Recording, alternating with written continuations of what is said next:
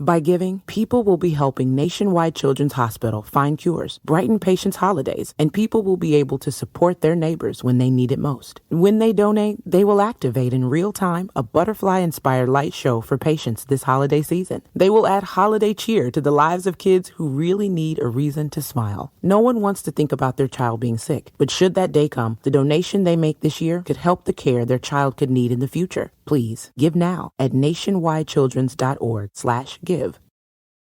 Live life at your pace. Click the banner or go to visitwilliamsburg.com to discover how. Because here in Williamsburg, life moves at one pace, yours. Here, our waters are splashing and rejuvenating. Our history is for seeing and experiencing. Our theme parks are for riding and sometimes flying. And our great outdoors are yours for exploring and restoring. It's all waiting for you in Williamsburg. Book your trip today and live life at your pace.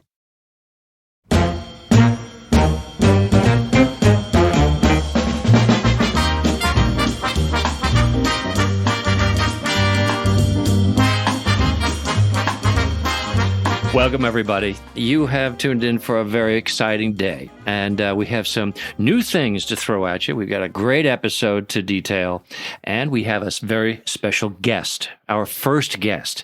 So I'm going to let my partner here introduce our guest. I'm Barry Williams. And I'm Christopher Knight. We are the Real Brady Bros. So, Chris, are you ready for this? I'm just jumping up and down. We've here. wanted to do this. We know that our audience has also requested this since we began our podcast. But today it is my great pleasure to introduce to you the real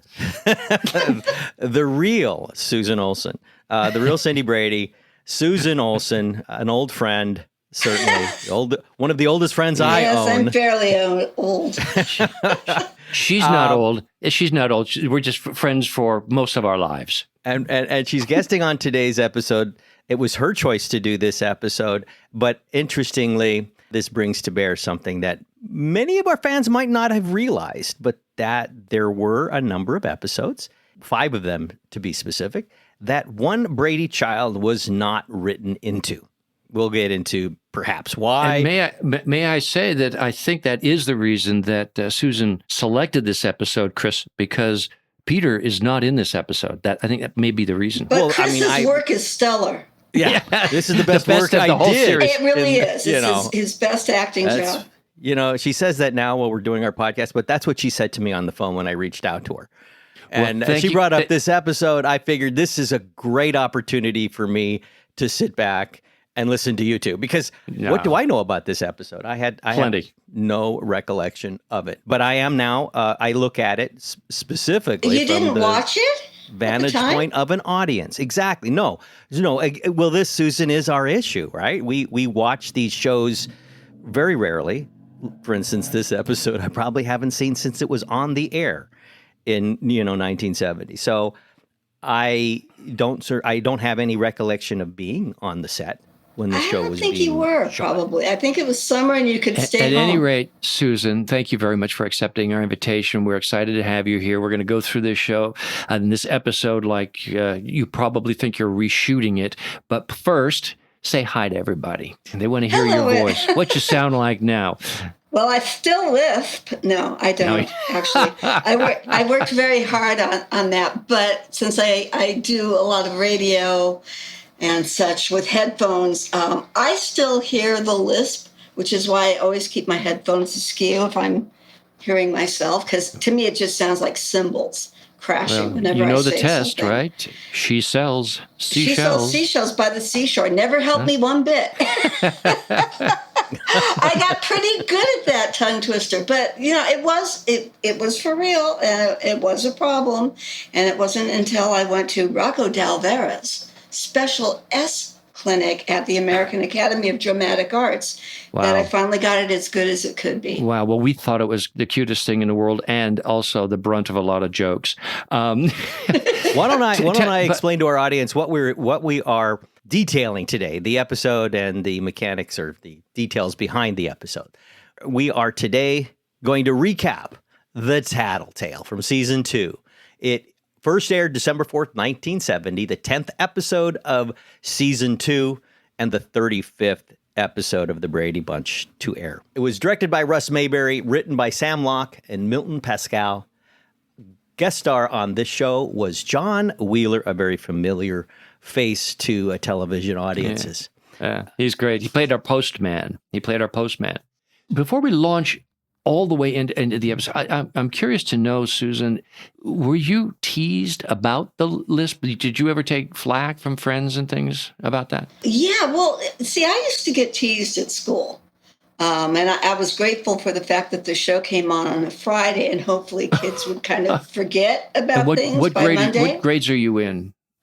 This would be probably, we really got started about third grade. So this is 1970 when it aired. So the second season. Yeah, now this one, I didn't see this one coming. When they did a whole episode around my lisp, that I saw, I was like, oh, great. I'll get to go to school, and they've even trained the kids how to tease me over this. But this one I didn't see coming. I thought that Cindy was kind of a jerk to be a Tattle-Tale. But when I got to school, I even had friends saying, oh, well, don't talk around Susan. Wow. And my best friend, Moya Swift, told Lisa Bloom, don't confuse her with the character that she plays. That's not Susan, that's Cindy. Susan's not a Tattle-Tale. Thank you, Moya. Yeah, people don't understand, how hurtful that kind of, well, it's bullying really, and teasing can be, especially when you don't have any perspective. There's, you come in, you're just kind of being yourself, wanting to fit in and hang out, and they're making you to be different, or they're attributing character traits to you that you're acting. And that can imagine that would be really, really difficult. Kids have a particular cruelty to one another. Yeah, it created a certain resentment towards Cindy, because Cindy, in my mind, Cindy was such an idiot. And then I had to go to school and suffer the consequences of what Cindy did while she was in my body on TV. I'm going to want to talk about that in a little bit. I'll tell you that there was no wasting time in this episode getting right to what the dilemma, the drama, the conflict, the behavior was. I think the first thing out of your mouth was about the neighbors, right? Yeah, the Lindstroms. The Lindstroms. Not the Ditmeyers. Before we just launch into the episode, I wanted to cover one thing that I had questions about, and that was your recollections of why it was each of us, save Barry, were written out of an episode. So I have my own lore on that. I actually have the list here because it wasn't really clear to me until I did some research what the other episodes were. I wasn't in the Tattle-Tale. Susan, you weren't in Call Me Irresponsible, episode 31. Which featured Greg. Jan, or Eve, wasn't in Fistful of Reasons, which Barry and I have already recapped. Maureen, Marcia, wasn't in What Goes Up, episode 36. And Bobby, wasn't in Coming Out Party, episode 37. So they were all in a small block of episodes within the first 13 of the second season. Obviously, to me, that means well planned. And yes. One of the notes that I'd always lived with, now I get to find out whether or not you were under the same impression, was that one of the particular advantages to the Brady Bunch, to the network and to the studio, was it was an extremely inexpensive show to produce. That was, it was not on a high budget. It wasn't an expensive show. It didn't go into overtime. And again, that being one of its advantages, this was, and I believe we all had the same deal, which was we weren't contracted for all shows, right? I believe it was 10 out of 13 when it was a 10. Possibly. Yeah, I don't specifically remember that. And what that means is they're contractually obligated to pay you for 10 out of 13 episodes. So if you're not, but they're also contractually obligated to pay you for every episode you appear in. So if they don't write you in 3, they save your salary for those 3 shows. And this was the beginning of their attempt to do that. Didn't last very long. Okay, that was my understanding too, which as an adult didn't make sense. I spend more on dinner than they saved.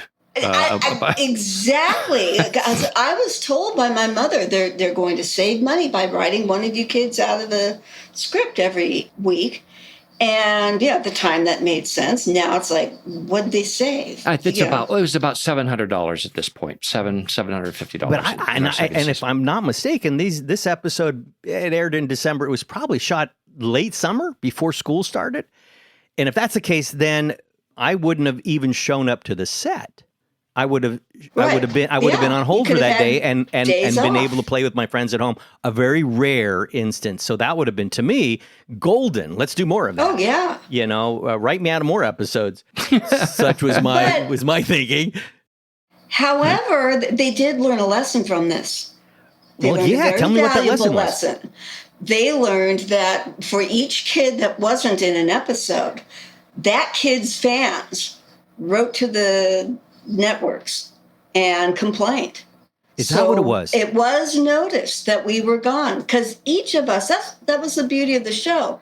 We each had our own fan base because there was somebody to relate to for every kid out there. You have both sexes, 3 different age groups. And so every kid had somebody to relate to and a favorite. And it came back through fan mail because I was wondering, this would have been difficult for them to do, remembering to write a child out or entering into the writing phase, taking one of us out, and then the competitive issues that could possibly upset our sweet balance that we enjoyed throughout our run. And the amount of money they were saving was nothing.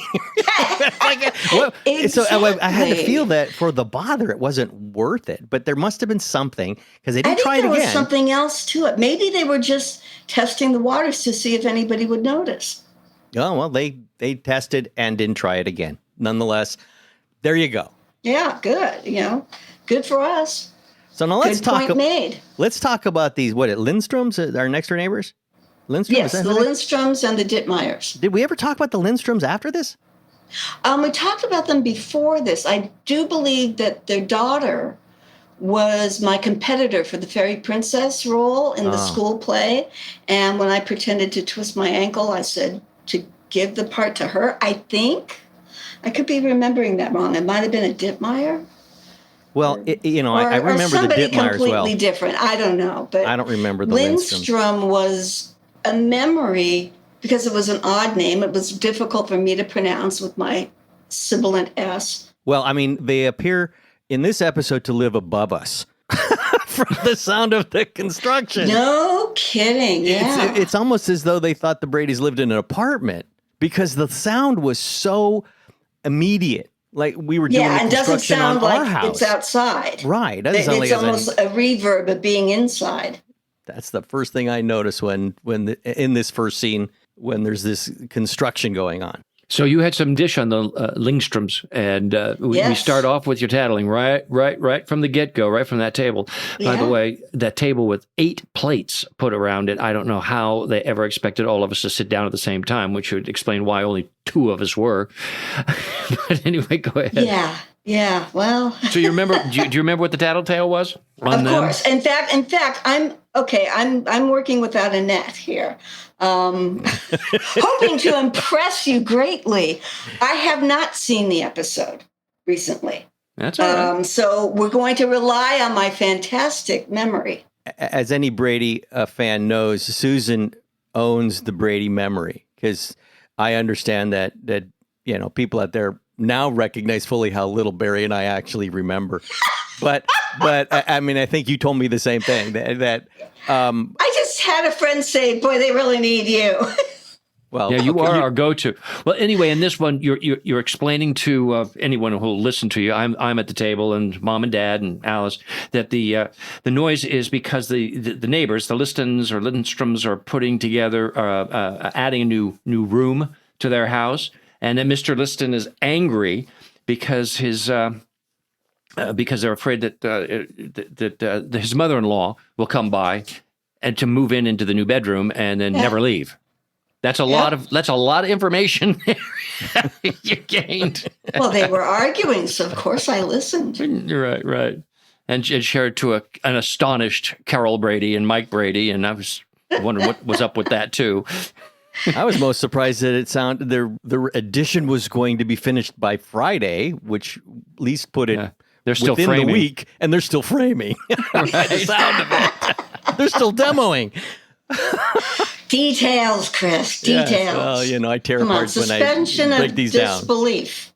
Well, I have a hard time as an adult. That's what I do makes too. me chuckle. I always did as a kid, especially. We found that Mike Brady wasn't always the funniest man in the room, so sometimes they would give him like physical comedy to do. And this one, he's putting some sugar in his coffee. Is that it? Sugar in his coffee? Salt on his eggs. Salt on his eggs. Yeah, salt on his eggs. Yeah, and the cap comes off. Yep. And he has a mountain of salt and ruins his breakfast. But you know how that happened. Yes. Somebody was using it to strain a guppy out of the fish tank. Well, that would be the Peter character that wasn't around to defend himself. Oh, so you do make an appearance, but in name only. Yes, just like Sam does in this episode. Right. Only on the other end of the phone. But your presence was still felt. You really were kind of the his best work. I just think there's a couple of instances in this show where the visual that is painted is hysterical. Because it's kind of brilliant using the top of a salt shaker to, if you don't have a net, to fish guppies out of a fish tank. Strain the guppies out. So there you go. It would clever. Be totally believable that an 11-year-old boy would do that. Why did you need to do that? I don't know. I never knew we had guppies. Guppies. Is it just for fun? The Brady's were the worst pet owners on earth, so it was probably floating on top. Never showed just that ask Tiger. Fish tank. No. Anyway. Never saw it. But anyway, it was an appropriate ew.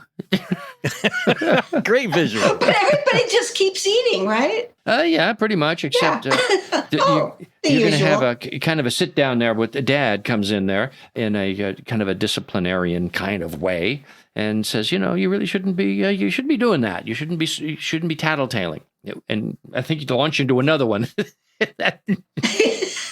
Oh, you mean you don't want me to tell you that, and then you have another one. Well, the reason, why would Dad even worry that his daughter knows about the neighbor's construction plans? I think it's because she also then Cindy shares that Mr. Lindstrom is mad because this new addition is going to give his mother-in-law a place to live and she'll never leave. So it got a little personal. I think that's, and Mike is tell Cindy that what other people say is none of our business. Is that what it was? Yeah, but also Mike was saying, look, what Peter did was not right, but Cindy, what you did is not exactly right either. People don't like to be tattled on. But he's ruining his source of information. What kind of a parent? It's actually very cool and very Mike Brady-like, very wise for him to say that to her, because I think a lot of parents would go, oh, good, we've got a snitch. Now we can find out everything that's going on. Well, we've noticed in the first year, especially, and now this is the second, there are Mike Brady lectures in almost every episode. Yes. That was one of the structures of the show that I think later the show graduated from, but definitely the first season. And now here in the second season, there's something to be learned from Dad. Well, quite right, often. and that's why parents, adults could watch it and get something out of it. What show could you watch today and get parenting advice? Parenting lessons? Parent by episode. Well, anyway, you reveal why you enjoy, why you do tattle, because you enjoy that, even if you don't like being tattled on. That was funny. Yeah. And it's then a you have one-way street. Then you have a whopper for Greg, who tore his pants and was hiding his pants because he was going to have Alice fix them before Mom found out. Except you're going through all this and explaining it in front of Mom. But the reason this even comes up is because Carol sees you in jeans coming back from school. I know. I thought that was weird. And the jeans didn't look entirely inappropriate. They weren't all ragged. Oh, but back then, we had dress codes. Little girls could not wear pants to school, and dungarees were forbidden. They were too casual. Yeah. And now little boys wear skirts. How things change. They always do. We would be writing that into one of our episodes. We did. No matter how much Peter wanted to. Yeah, really. He didn't seem to mind going. Selling little Girl Scout sunflower cookies girl. They got sunflower, we touched on it. Partly, I like to get into some of the lingo that we use. We kid around about far outs and out of sights and groovies and things like this. But here, there's like a dictionary of descriptions for a tattle-tale. Like Greg uses "you squealer and blabbermouth. And Bobby at one point will call you a fink. That's a good one. Yeah, I haven't heard that in a while. That thing was still Last around. from the past. And Marcia comes up with a little Miss You-Know-Who. All describing Tattle-Tales. Well, yeah. It is funny because a lot of the lingo we used wasn't necessarily popular at the time either. These were scripts being written by middle-aged men trying to talk like children. And Bobby talks about his skate key. What's a skate key? Most kids at that time did not know what a skate key was because we didn't use skate keys to adjust roller skates. Well, that, bringing up skates, because it wasn't a skate key in this episode, but it was a skateboard. I'm not sure if we're at that point yet, but another one of those incredible visuals. This one's so visually impactful that even Mike has a hard time in, not reprimanding Bobby when Cindy thinks on him about using mom's lipstick to paint his skateboard. When you think about that, you did what? Bobby's a genius. Here's Mike it helps wanting him stick on it too. But here's Mike wanting to say, Cindy, no, don't think on, and he can't. He has to arrest himself. He says, "You did what?"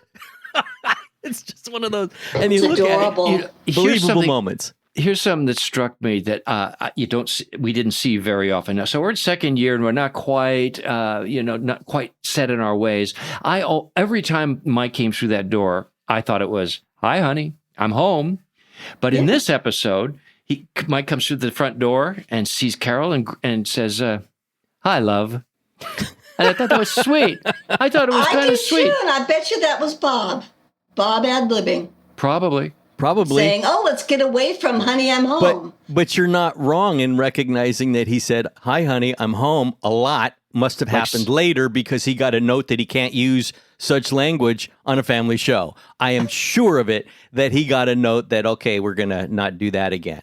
Really? What, saying hi, love? Hi, love? Hi, love. Hi, Yeah, love. I would imagine that way, let's just do something else. And it settled on, "Hi, honey, I'm home." Mm-hmm. Well, it's still early because Tiger's in this one. Have we ever figured out how many episodes Tiger was in? Because we're really not that many. He was only on the first season. Well, no, this is second season. No, second second season. Maybe yes. maybe a half a dozen. Maybe this was. I don't know. I do not know that, but I'm pretty sure that this is his last episode because I do know that this is the episode that got him fired. Really? Let's hear about that. Because I watched it. Well, poor little thing. Now, this tiger his name really was Tiger, and he's identifiable because he had a blue eye. And so he's coming down the stairs, and I'm saying, don't send him to Siberia because he's the one that's been stealing things. And they needed him to run down the stairs, and, it was like, okay, take 42, and Tiger would walk carefully down the stairs. 42. And Robert Reed, who was such a big animal lover, loves dogs, said, "That's enough of this. This dog isn't properly trained. We can't have this anymore." And he was ready to pitch a fit. And so then, strangely enough, we didn't have Tiger anymore. And it was years later that I bought a house that had open stairs like that. And everybody came over and said, "You got Brady Bunch stairs." And my dog was terrified of them. Yeah, the edge. Open stairs. Yeah. Interesting. And so that was the problem for poor Tiger. This tiger, you said. So how many tigers did we have? Three? 4. There were 4. Four tigers. I believe 4 because the first replacement tiger, when Rupert or Rufus, his name started with an R. Rupert, we had one in the right. pilot, that was Chip. Okay. And then we had Rupert, and he's the one that got hit by a truck. And then they had to replace him mid-episode.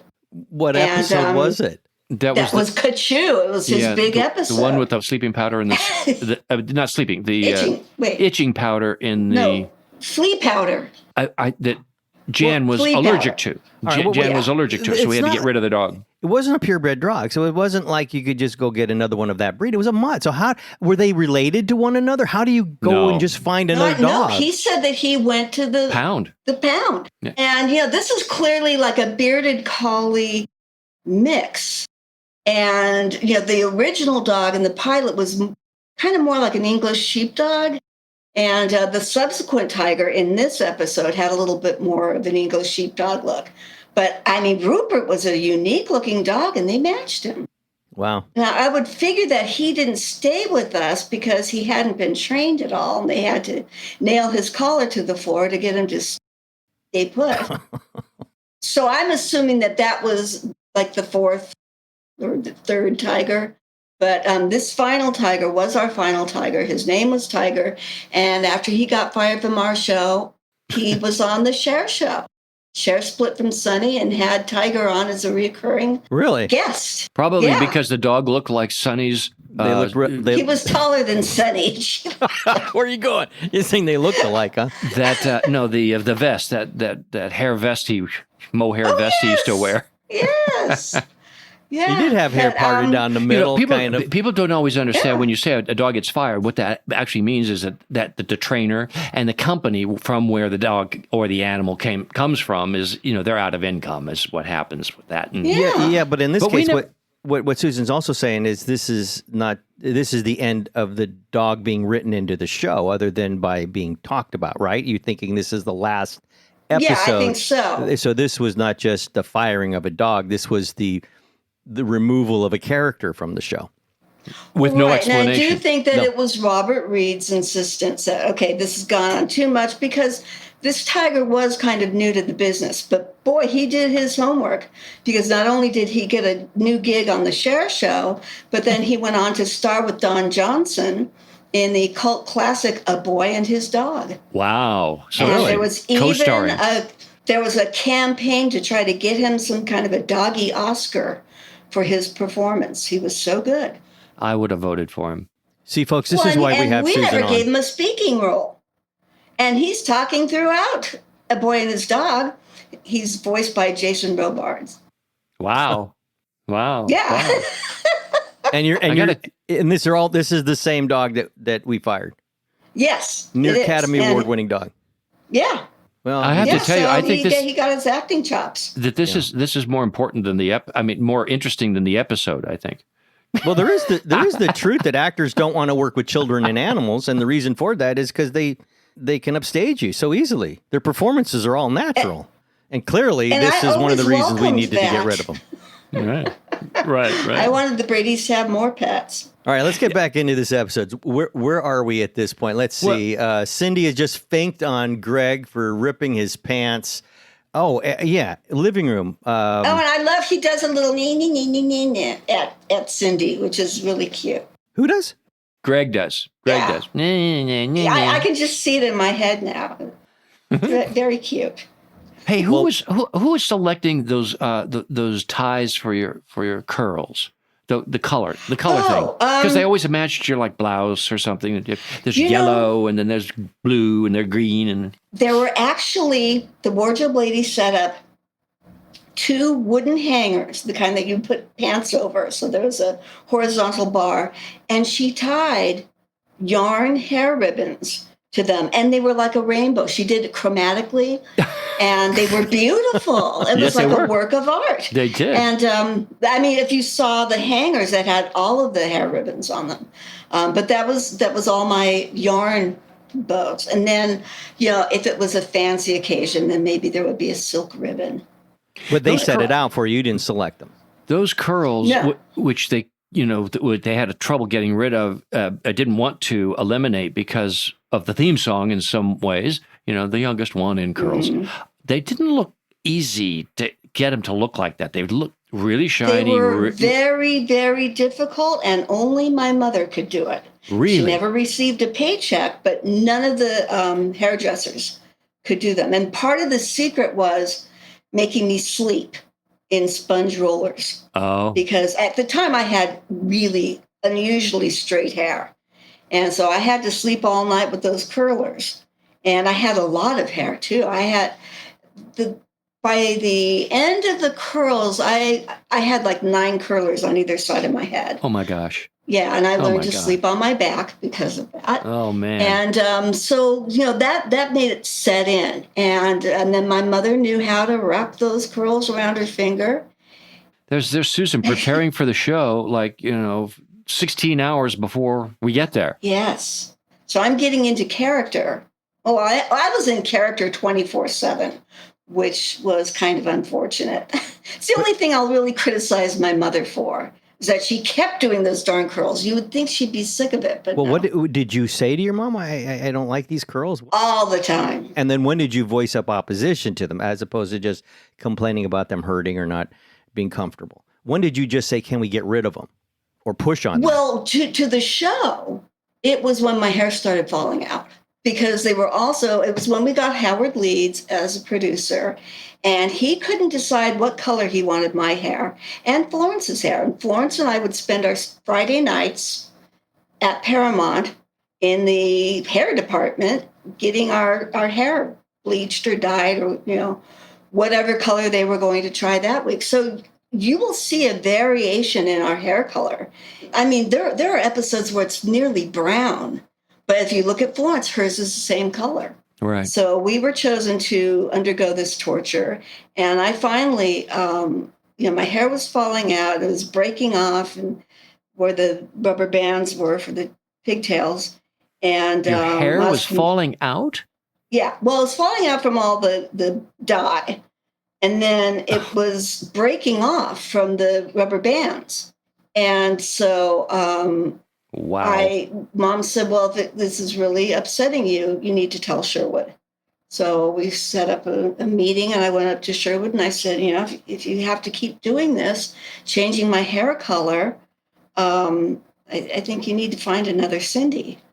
And by the way, the curls also are really hurting. And so then we went through the getting approval for the next hairdo. And Sherwood at the time, he hugged and kissed me and said, I'm so sorry. I'm sure he put a stop to that right away. Yes, he did. What year was that? Sure When you started, when you went to pigtails? To the braids, you mean? The braids, I'm sorry, yeah. I think it was in the middle of the second season, or maybe the third. It might have been the middle of the third season. I think the first half of the third season I have. That sounds right. That sounds the right. curls. Yeah. Yeah. And then, of course, once I got to wear my hair down, they still, because of the song, had to curl it. So I had like these horrible Mary Pickford curls when my hair was down. And it's like, why is the song so important? I remember asking, gosh, you guys made Gilligan's Island. You said they were on a 3-hour tour. Well, why did everybody pack? the Howells had suitcases and suitcases for their 3-hour tour. Yes, it's like a fashion show. Trunks. Yes. Tina Louise too. another gown, and then another gown. That is very, very funny. Hey, I know you said you didn't see the episode, Chris. I want to ask you, there was a scene coming out of the down the hallway from upstairs where the girls' bedrooms are and the door to the mom and dad's bedroom. And in the hall outside that where the restroom is, there's a chair. There's a chair against the wall. What?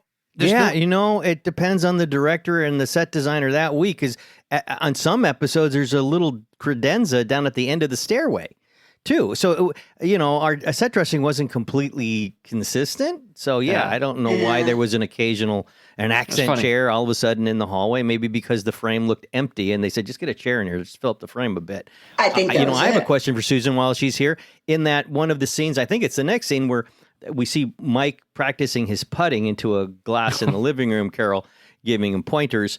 And this is when Tiger runs out and grabs Mike's golf ball. It's the first time we see Tiger steal something.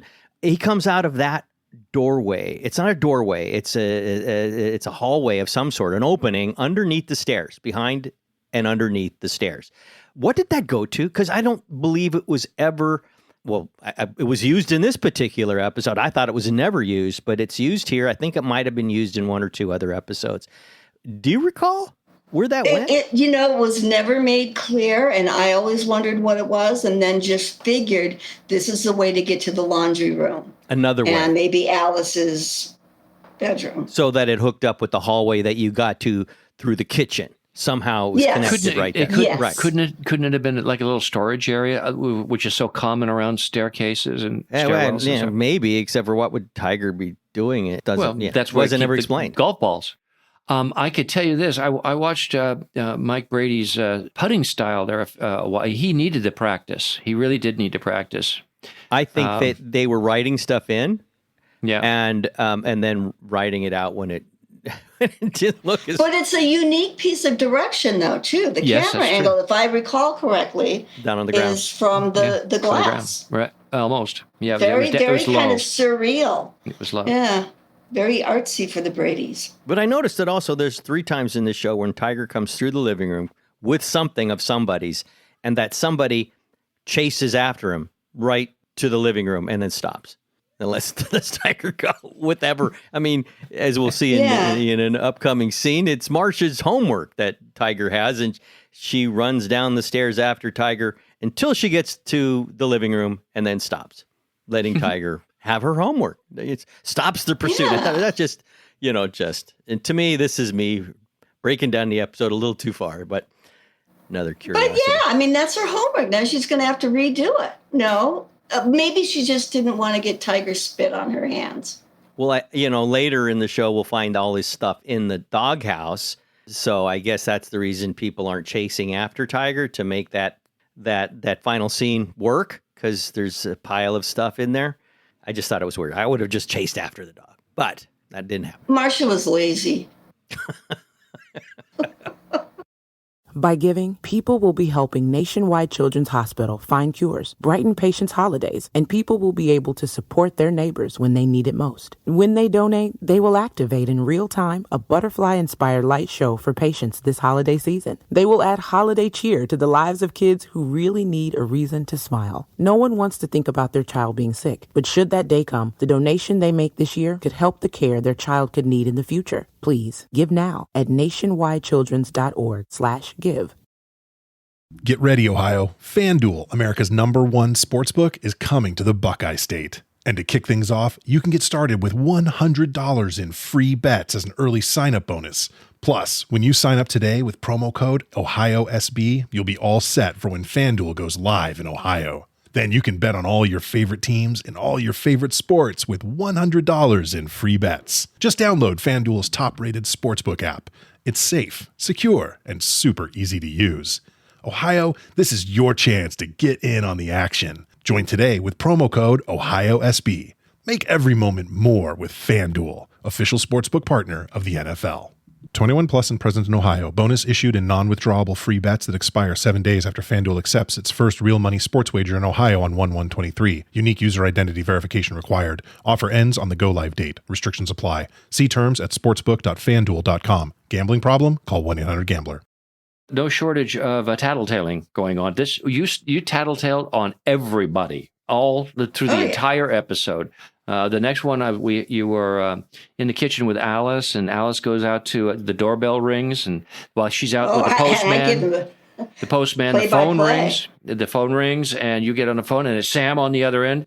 A Sam who never makes an appearance in the episode, but he's on the phone a couple of times. No, but I did a little research. He had been introduced in the first season, so it's not like we're introducing Sam through this phone conversation. He's not just. This is not the first time. Sam was introduced in episode 6 or something like that. 9, I believe it was. We may have even seen him. Yeah, and that's what I mean. He was on. He was on an episode in the first season. So we're continuing his. That's a good question, Susan. How many episodes was Sam in? Do you have any idea? I don't know. How about this? Who was in more episodes, Sam or Tiger? These are both Facebook questions, for our listeners who can dig it. There's somebody out there who knows. Please, if you find out, if you get it down, let us know on Facebook. How many episodes was Tiger actually in, and how many episodes was Sam Franklin in? Appeared in, not just talked about. Appeared, not just talked about. Right. That'd be fun to know. That would be fun to know. Good trivia.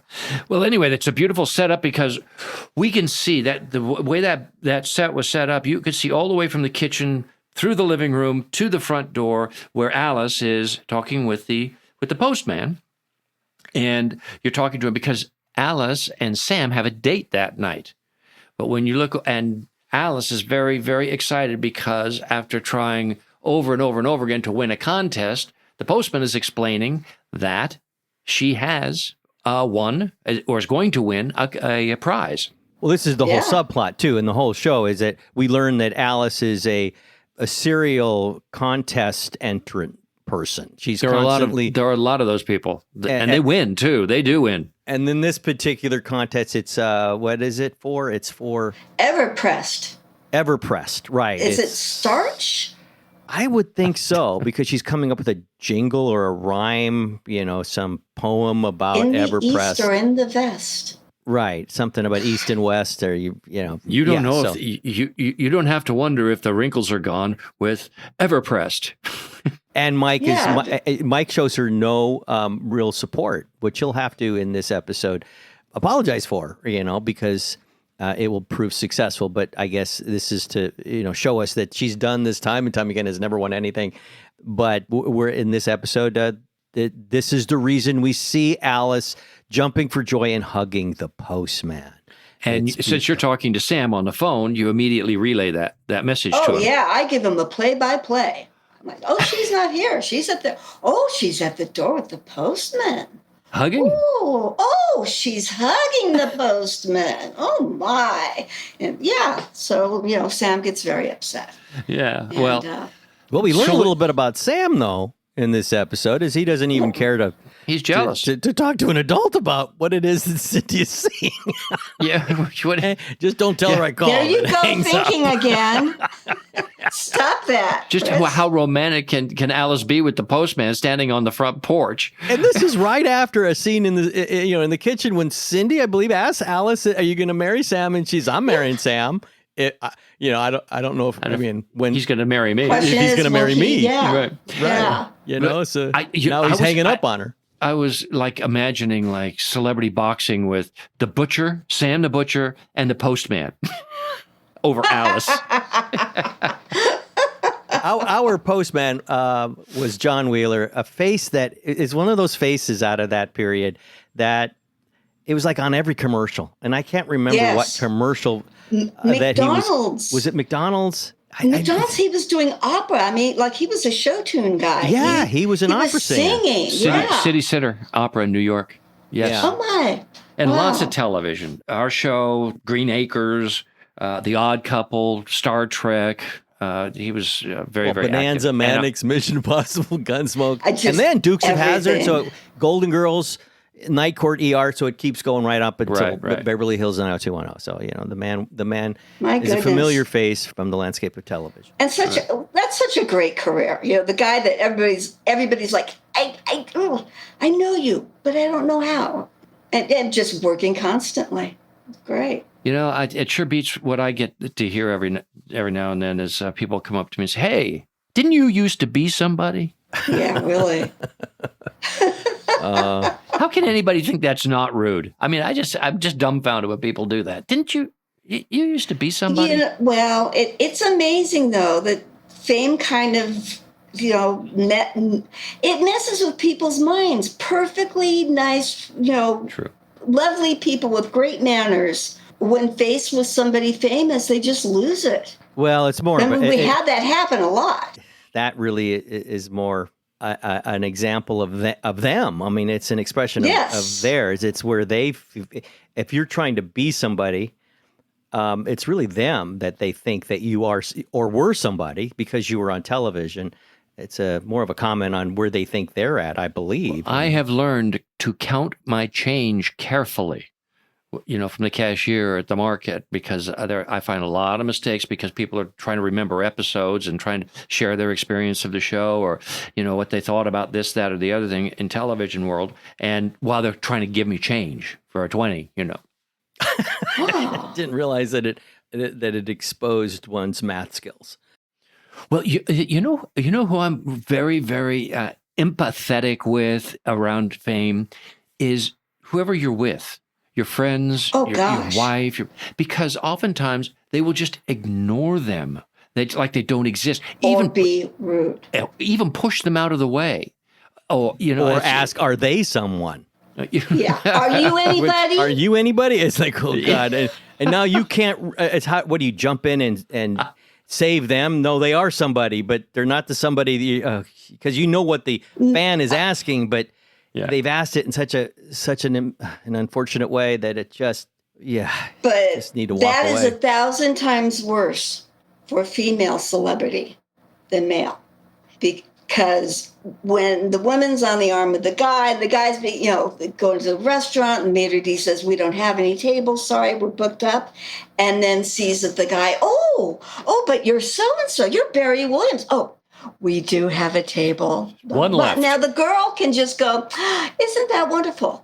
But if it's the female on the arm of the male, and the guy has just been told we don't have any tables, and then, but you're so-and-so, snip, snip. That is not cool for a guy to have to deal with.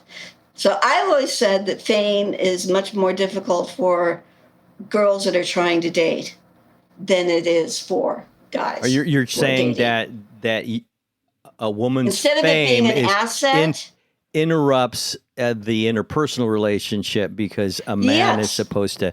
It can be emasculating, I think is what you're saying. Exactly. Yeah. Right. It is. Don't you think, Susan? Don't you think just generally show business itself is pretty demanding, pretty tough on women, as they fight their way through and kind of the toxic masculinity and male energy? No, I don't think it's any more demanding than it is on men, because then men have to live up to this toxic masculinity a lot of times.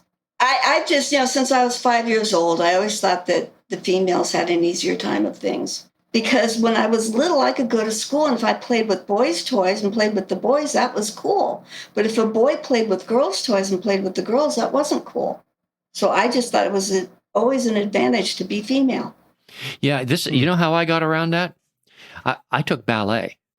Well, you can meet a lot of girls that way. I sure did. There were only 3 guys in the whole class, and 2 of them were gay. And I wasn't one of them. How old were you? 16 when I could drive. 17. Yeah. And the reason you took ballet? Because I didn't really know how to dance, and I wanted to learn how to move. And ballet seemed to be at the core of how to balance and like that. And so I studied it for about a year, and then I moved into jazz and did jazz 1, 2, and 3, and that's where I learned to dance.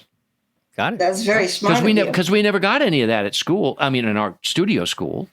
And then by the time we'd be in our regular school, right? Dance class. And I wanted. Well, we did when we had to dance. But we hadn't had any training prior to that. Well, that's, of course, is the other reason. I mean, we're on national television and we're learning choreography, and I felt like klutzy. And so I didn't, that was not the way I wanted to be. I wanted to be seen.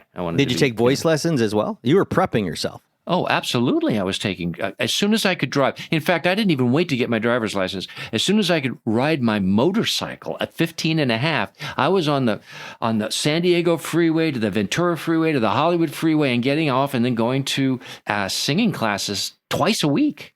And, that's the way to do it. I mentioned the American Academy of Dramatic Arts. I did go there. When you go there, you learn dancing, right, which is called movement, because it's also good for acting because you need to have command over your body, and you learn singing. I mean, you're supposed to have these things. What about fencing? Did that's in the final year. Wow. And I was excused from the final year. I was told, look, you have an agent. You can go out and work, and nothing is going to train you more than working.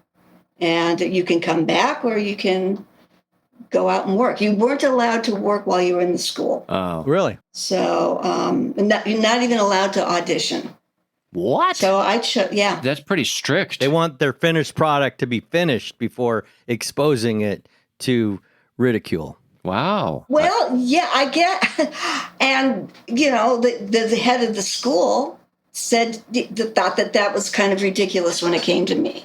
And no, I got what I went there for. Good. To learn what I had missed out on by not studying. And then, after I left the school, I still studied privately. Lost a good classmate not too long ago, Ray Liotta. Oh. Who, boy, it was really obvious back then. It's like, this guy's got it. He's good. I worked with Ray. Did you? Very interesting guy. Yeah, for when I did Another World. We played. Okay. Oh, He was my best friend. Huh. Oh, that's Some years ago. Oh my He gosh. seemed wow. complicated. Very Yeah, unique. Yeah. I would say. Might not have been complicated at all, actually. It just, he had his own way of being. He was a thinker. I'd say a little bit complicated, but didn't try to complicate anybody else. Well. But he was a thinking man. Wow. Oh. Wow. Godspeed, Ray. Yeah. Yeah. Okay, so this is the big tattle that you had done in this episode with by talking about Alice hugging the postman. Now Sam shows up Alice. He doesn't show up for the date. He stands up Alice. He stands her up, Yeah. right? Stands her up. He doesn't even come on the date. She can't figure it out, and you have to cop to it. Well, not freely. She doesn't feel like she should at this point. No, doesn't she call Sam? Well, and Sam says, "Why don't you go with the postman or something like that?" Exactly. So when they figure out that Sam had called because they didn't know that had occurred, and Allison calls to find out what he had called about, and then he says, "Yeah, why don't you go dance with the postman?" They recognize from Cindy that it was her telling Sam about what she was witnessing at the front door. So Carol and Alice go to make a phone call to Sam to set it square because Carol feels that Alice is going to need Carol's support and help in expressing clearly to Sam that what Cindy saw wasn't what it sounds like it was. And then, Mike has an opportunity with Cindy in the living room to give a lecture about you can't, what you did was very wrong. Which is one of my favorite scenes. Right. So she's kind of learning the lesson, but this is right before I believe that we find Tiger running down the stairs and Mike losing it and saying that, this dog, I'm going to ship this dog send him to off Siberia. to Siberia. So, Susan, this is a question I've wanted to ask you for the longest time, because often I've heard you express some dismay about your character, Cindy, and not being smart, etc. Is this an example of that? I mean, did your character just not know that she would be upsetting the apple cart when she tells Sam that Alice is hugging the postman and what that might mean or what its implications were? Yeah, I probably had a little trouble with that. My trouble more so was that somebody would tell Cindy something, or Cindy knew that somebody was going to get in trouble, and she'd talk about it. And I didn't think she was stupid as much as I thought she was a jerk. But is this an example of that? Because I'll tell you Yes, it is. What it was for me was, and I thought you did this excellently, it looked like you were kind of innocently, searching to make sense out of this. And it was more your youth or inexperience that was in the way. And you just kind of blurted stuff out, and it's funny. But from your point of view, I might have thought, oh my gosh, how dumb can she be? Or, come on, how naive can she be? Yeah, definitely. I had to give myself a little extra motivation there to not play it like Cindy was simply enjoying getting people in trouble. Well, she acknowledges it. That would have been a whole different take, yeah. But she acknowledges it in that first scene where she says that it's not fun when people tattle on you. She admits to that, but then said it is fun when you tattle on others.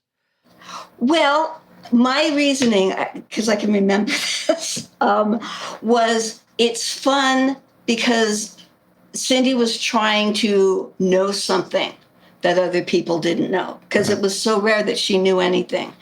And so to be in on something, to know something that was going on and be ready with my declaration was what she enjoyed. It was being in the know, not getting somebody else in trouble. No, and I think that there's two things going on here: is knowing something and knowing you're in the know, and then just that moment on the phone telling Sam what she's seeing is sort of like what a 3 or 4 year old does, right? They just explain what's around them innocently, and this is where you're in that space between age-wise, where part of it's conscious and part of it isn't conscious. Cindy mentally was 3 or 4. Yeah, well, that's the thing. She's 9, right, at this point. Yeah, right, but, Cindy had her issues. It's not easy to be cute and lovable. I get it. At 9 years old, she can't spell her sister's name. And vote for Marcia signs. And, yeah. it's like, you told me to write down the letters. You didn't say what order to put them in. One of the things I wanted to bring up is the line that Mike uses when he's lecturing Cindy about, to never tattle.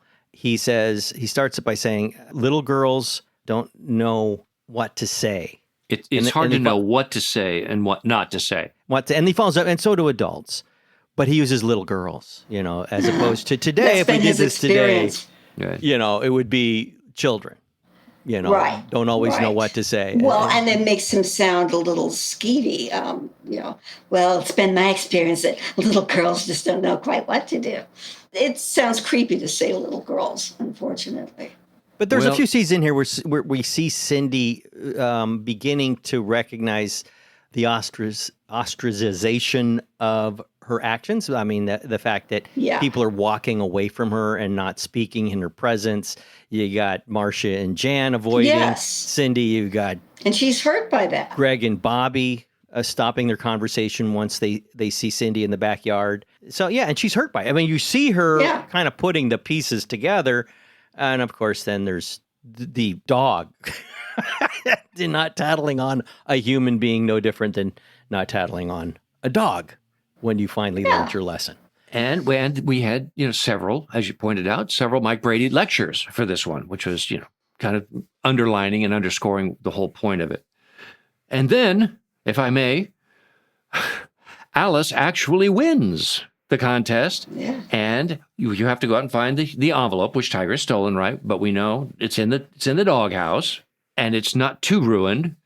But then when they open it, and Alice is with Carol when this happens, they open it, it says that you have to go to Lloyd's stereo shop by midnight. Now, who stays open till midnight? And why the deadline? And then why, I mean, what's that? If you got notice that you won, you would have noted, if you got the letter, that you had one and you would have the coupon. Why did they call? To facilitate her urgent need to get in the car and make a joke that she can't drive. Well, they have to assume she got the letter and the coupon, She got the letter, and the letter, there was no call. There was no call. Oh, they call. They called to tell her that, because that's how That's before she found it. That's before she found it. That was before she found it. That's what makes her go look for it in the first place. She didn't know that she had been missing something, the coupon to get her winnings. But they give her a call to let her know that she won. And I'm thinking nobody would have called. It would have just been the letter that was sent. And if you would have lost it, you would have never known you won. But that's a plot point. And Chris and I have decided that Alice is the one to bring vaudeville to our show. She gets all these cute things, just like this one that you just were going to mention. They're going to race off to Lloyd's Stereo Center. And what does you tell us, Susan, what Alice does? She's like, I got to get there. She runs and she gets in the car and she's behind the steering wheel and they're going, but Alice. She goes, I know, you're right. I forgot. I don't know how to drive. And you know something? I laughed. I did too. As stupid as it was, she as pulls it off. Unbelievable as it was. Yeah. It was, I'm thinking in the moment, I'm going, oh, so now we know that Alice can drive. then all of a sudden, I can't drive. Oh, I didn't think she could. Such is the magic. So anyway, they get the stereo. Now we go back into the family room. And what was this about? Yeah, tell me about the music we are bringing into this. Dad comes in, he's got an album, and he's very excited to show us. And I guess being, the one who's like up and on top of what's current, I say, hey, did you get the Three Baboons and Elsie, the Egg Beaters? What? They're not even real bands, right? What is that? Lloyd Schwartz came up with those names. How do you know that? He was assigned, because he told me, he was assigned to come up with goofy band names. Three Baboons and Elsie. So Egg Beaters. They're pretty good. This brings up a question of mine. Egg Beaters, that's a great band name. This is the second season. This is the first 13 of the second season. Lloyd is not, I think at this point, he is a dialogue coach, right? That's all. He's not an associate producer. He's not writing the scripts. When is he being involved in the writing process to put this stuff in? I think it was just, hey, you're young. What would be a good and the meetings. good band name? They had meetings with a script supervisor, with the writers, with Sherwood, and Lloyd was included in all of those because Sherwood was grooming him to become a producer. And I would think that he was an associate producer by then.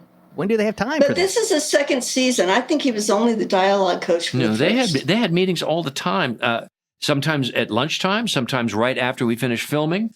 Sometimes he would step away if the adults were doing scenes and Lloyd services weren't needed to be there. He could find time to do all that stuff. I imagine, but there's a lot of Lloyd. No, but I think that he had been promoted by this time. I don't want to keep our audience in suspense any longer. Mike Brady finally reveals what he thinks is going to be the cutting edge of music enjoyment and pulls out the best, not just the good, but the best of Gilbert and Sullivan. Not to be confused with Gilbert O'Sullivan, who had a hit at the time. Marcia says, is that a new group? They've been around for 100 years, whatever. Interesting choice. But now we have a stereo in the family room that exists then for the remainder of our run. Yeah, it does stay there for the remainder of the month. Right. And it's already on, and I proved that I'm no longer tattling. Right on. Hey, the stereo's on. And you can't tell them. Who did that? And I tiptoe away and say, Cindy, did you do it? No, but I don't want to tattle on my mommy.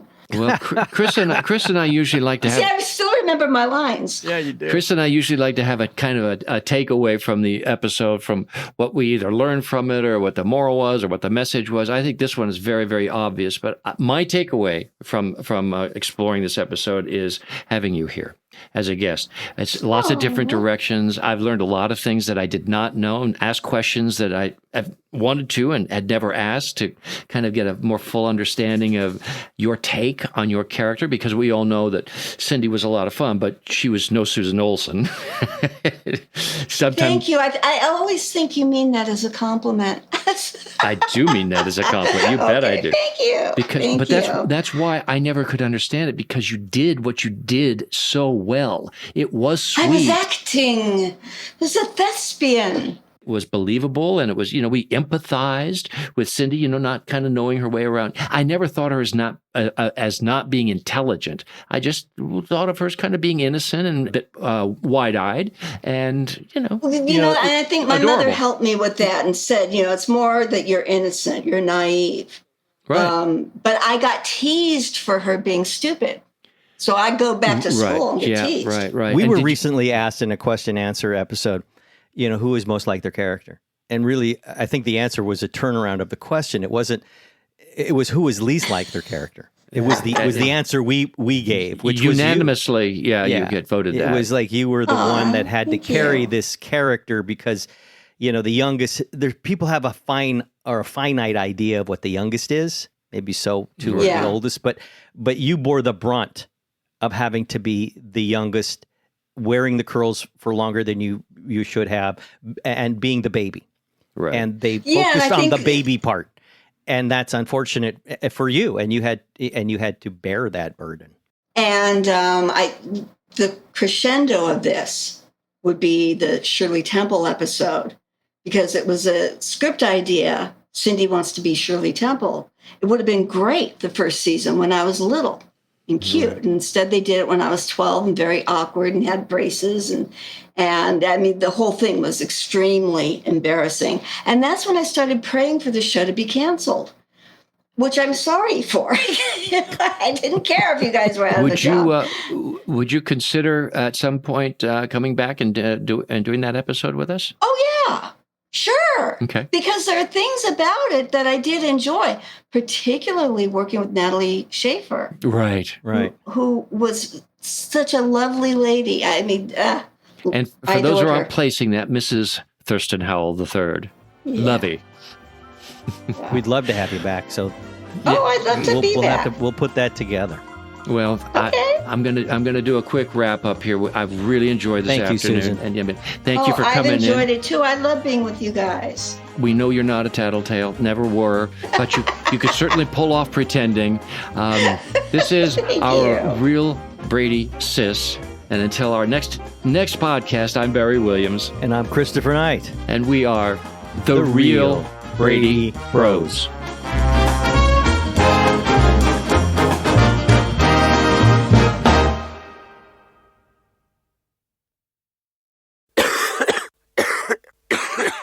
Cough and cold season is here. Introducing Ricola Max Throat Care, Ricola's most powerful drop yet. It's the best of Swiss nature wrapped around a powerful liquid menthol center for maximum relief from your worst cough and sore throat. Maximum nature for maximum relief. Try the new Ricola Max now, available in the cold and cough aisle. Ricola. It's in our nature. By giving, people will be helping Nationwide Children's Hospital find cures, brighten patients' holidays, and people will be able to support their neighbors when they need it most. When they donate, they will activate in real time a butterfly-inspired light show for patients this holiday season. They will add holiday cheer to the lives of kids who really need a reason to smile. No one wants to think about their child being sick, but should that day come, the donation they make this year could help the care their child could need in the future. Please give now at nationwidechildrens.org/give.